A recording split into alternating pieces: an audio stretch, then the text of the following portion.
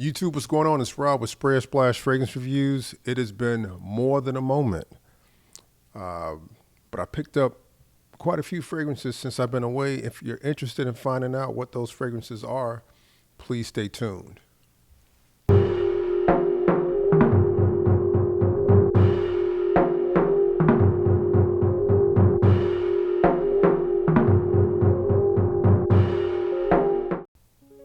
I was extremely busy with work this summer. I didn't get a chance to record any content, but I did manage to pick up a fragrance here and there because the fragrances I picked up were more for fall. I didn't really get a chance to truly experience the fragrance in a fall setting.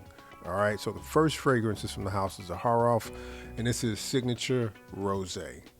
I didn't really think I needed another rose fragrance, but I kept hearing people talk so positively about the fragrance that I finally decided to pull the trigger, got the fragrance, and yeah, I'm glad I got this one. This is an extremely well done rose. It's a masculine rose, but it's got like a lot of layers. I mean, it's got this freshness, it's got this greenness, and it does seem like it's multiple types of roses being used. And my first impression of this fragrance was fresh rose, bright, green, dry. Great rose fragrance. So that's what I thought when I first tried it. This fragrance I picked up for about $155. I think it is worth that price. If you don't have any rose fragrances and you wanted to introduce rose into your collection, I think this is a great place to start. I'm not a rose aficionado. I've got like a good like 6 or 7 rose fragrances in my collection, but I feel like now I am totally straight and I don't really need any more. But well done. From the house of Zaharoff, Signature Rosé. This is the one designer fragrance I picked up from the house of Brioni. This is Brioni Essential, right? This is like their latest green release. It's got a green, but it's really dark. I don't know if you can really see it, but it's a really dark green.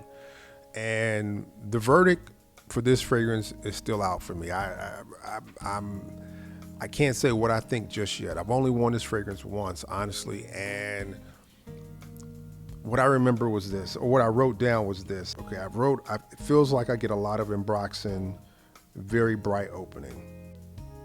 I also wrote aromatic, woody, tomato leaf, bergamot. So, I mean, like those are the notes that really pop for me. I like the opening, but I really felt like I got it was in the mid, it felt like there was a lot of synthetic accords, and I know people will use synthetics all the time, so I don't want to sound like a fragrance snob, but it kind of came off like that, and I couldn't really put my finger on it. So I don't want to, the verdict is still out. Again, I've got to wear this one more and see what I say, because I love the EDT Intense. I've got the Eclat also. Never picked up the first release, but I really like what Brioni is doing so far.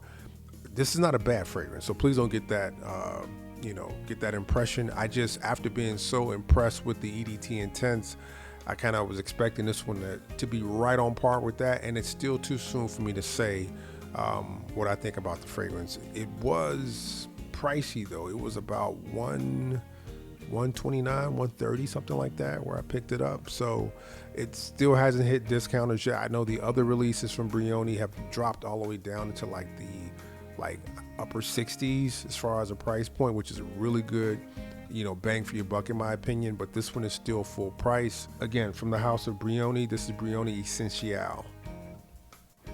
From the house of Mosque Milano, this is Tango. This, I believe, is like a 1.6 ounce bottle, or 1.8, something like that. It's not, it's maybe like 50 or 60 mils, I think. Pretty small bottle. You can get this one for about like $98. But I really like this thing. This is a really warm, ambery, spicy fragrance. And like my first impressions were, I actually sprayed this on paper first, and then I sprayed it on skin. And I wrote, smells way better on skin than paper. spicy warm amber, green floral notes in the background. You know, it's got cumin, but without the BO vibe. So I know cumin as a note can scare a lot of people away because on some people it can come off like a body odor vibe, but I didn't get that at all. It just added like this a certain facet to the fragrance, like, you know, a spiciness, but it never really went into like the BO, you know, side. So that's definitely a positive because I don't like when fragrances do that. But, you know, this is an attractive, sexy fragrance for wearing out. I don't know if I would wear this one necessarily on a date where I'm going to strictly be sitting by a person, you know, eating food. But if I'm going to be out and about and we're going to be dancing and ripping and running and doing a lot of stuff, I would probably wear it under those conditions. So again, from the house of Mosque Milano, this is Tango. This one is a fan favorite. I've seen so many people talk so positively about this fragrance, and I think this is a really good fragrance, but keeping it a buck, if I would have smelled this before I bought it, I probably wouldn't have bought it. All right, and I'll speak more on that. This is Lamar from Kajal. Okay, this fragrance, I know you guys are recognize this one. Really beautiful presentation, smoky pineapple, almost like a grilled pineapple. That's kind of what you get with this fragrance with rose. But the thing is, once it went beyond that on my skin, it turned into like Baccarat Rouge 540, and I really got that strongly, and it was like that pretty much for the rest of the fragrance. And then it kind of, you know, evolved a little bit more, but that was pretty much it. And I've got like 3 or 4 different fragrances that kind of do that Baccarat Rouge 540 thing. But just be warned, that is a large part of this particular fragrance. So again, from the house of Kajal Lamar. I'm going to totally butcher this one, I know it, but I'm going to try my best. Vanille Havane by Les Indimiodables. All right. I like this one. This one got a lot of hype. I saw a lot of people speak very, very highly of this particular fragrance. I didn't feel like I needed another like vanilla tobacco type fragrance, but I rolled the dice and said, because it's spoken so highly of, and a lot of folks think or speak of this one as almost like a benchmark type fragrance, I figured I'd pick it up and see what I think. I haven't worn it enough to say I agree or disagree with that. I do think it's a good fragrance, and what I noted when I first sprayed it on skin was tobacco, rum, fruits, cacao, boozy, chocolatey tobacco. That's kind of like what I roll on skin. So that's kind of what I get. I really got to wear this one more. And I remember when I was doing research on this particular fragrance, I read where somebody said this fragrance reminded them of some type of like banana bread or something like that. And you know, there is a part of the development where I do kind of get that. It's like it while it's transitioning, it kind of takes on this slightly like fruit bread. I don't want to say mealy, but like kind of somewhere in that vein. It kind of goes through a slight transition where you kind of get that a little bit, but then it kind of keeps going and continues to evolve. Vanille Havane by Les Indimiodables. Next fragrance is actually one that I picked up because my initial choice or selection was broken before they shipped it out. They shot me an email and said, hey, that was the last one. We don't have a replacement. What else would you like to go with? So I looked through their, you know, fragrance catalog and I picked this one. And this is one that I actually had on my list for some time, but I wasn't like looking to pick it up just at the moment initially, but ended up being the choice. And that is Halfeti Leather from Penhaligon's.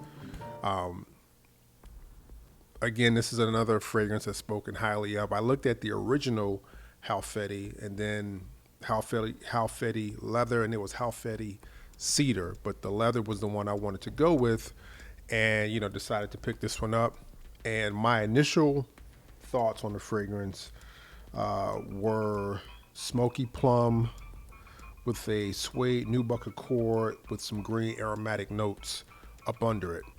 I will say I sprayed this on a couple of test strips, and they were in the space in my place, and they were so strong. Like for the next 2 or 3 days, I just remember coming close to that table and just all I could smell was the Halfeti leather. So I'm really excited to see how this fragrance performs when I wear it out and about.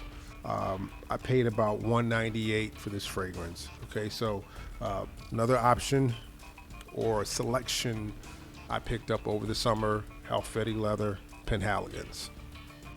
Big fan of sandalwood, and I saw a few cats on YouTube speak highly of the fragrance, and then I did a little further digging online and looked at some written reviews, and those reviews weren't as positive. But I am a big fan of sandalwood, so I rolled the dice and picked up Seminalis from Ordo Parisi. I really like this one. I can really, say that the written reviews of the fragrance were pretty much all over the place. There were a lot of folks that didn't like this fragrance. I don't really get that with this fragrance. What I initially thought with this one was warm, creamy sandalwood with a lactonic undertone. Again, this is another one that I really want to wear out.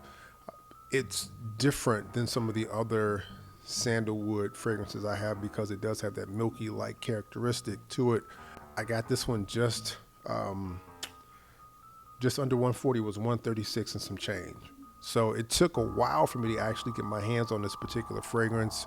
One I'm excited to really get to know better, from the house of Ordo Parisi, this is Seminalis. Next up is one I picked up from the house of Electimus.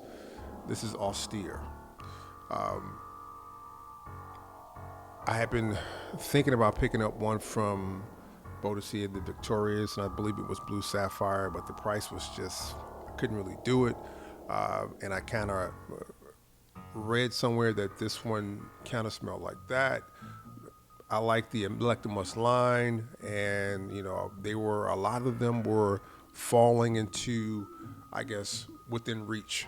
This one for me, it's got this lemon, anise, and geranium combination. And I don't know if it's that combo that does it or something else, but it kind of comes together to create this kind of, I don't want to say weird, but slightly different floral type feel that has almost like a scratchy feel to it. And it is definitely a different vibe. So again, from the house of Electimus, this is Austere.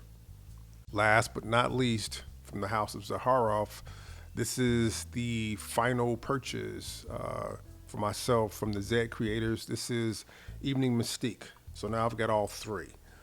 This Evening Mystique is one that I wanted to pick up from the first purchase when I just had the sample.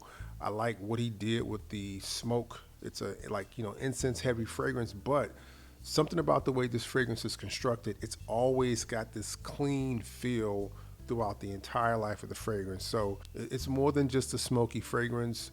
Again, I think it's a very easy to wear incense based fragrance, and one that I'm really excited to give some more wearings because I actually wore my sample. I used the whole sample that I had.